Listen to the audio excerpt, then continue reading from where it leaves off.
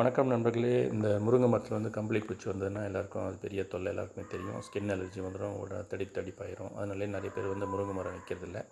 அதை அழிக்கிறதுக்கு வந்து நெருப்பு போட்டு அதை வந்து அழிக்கிறதுக்கு ட்ரை பண்ணுவாங்க. அந்த டைமில் வந்து அது இறந்து போயிடும். பட் ஆனால் முருங்கை மரமும் சேர்ந்து அஃபெக்ட் ஆயிரும். இதனால இது தொல்லைன்னு சொல்லிட்டு நிறைய பேர் வந்து இந்த முருங்கை மரம் வைக்கிறதையே அவாய்ட் பண்ணிடுறாங்க. இந்த முருங்கை மரத்தில் என்னென்னா ஒரு அட்வான்டேஜ்னால் இந்த பகலில் வந்து இந்த கம்பளி பூச்செல்லாம் ஒரே இடத்துல தான் இருக்கும், கும்பலாக இருக்கும். நைட்டில் தான் டிஸ்ட்ரிபியூட் ஆகும்.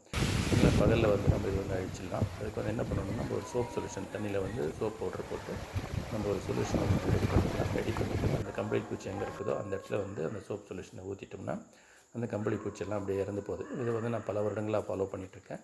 இது ஈஸியான மெத்தட் தான், ஒன்றும் கஷ்டம் இல்லை. இந்த படத்தில் காமிச்சிருக்க பாருங்கள்.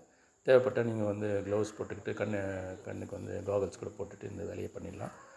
இந்த சோப் சொல்யூஷன் பட்டோடனே அந்த கம்பளி பூச்செல்லாம் இறந்து போயிடும். அதனால் நம்ம ஈஸியாக முருங்கை மரத்தை வளர்த்துக்கலாம். இதை நீங்கள் ஃபாலோ பண்ணலாம். ஈஸி மெத்தட் தான். நன்றி, வணக்கம்.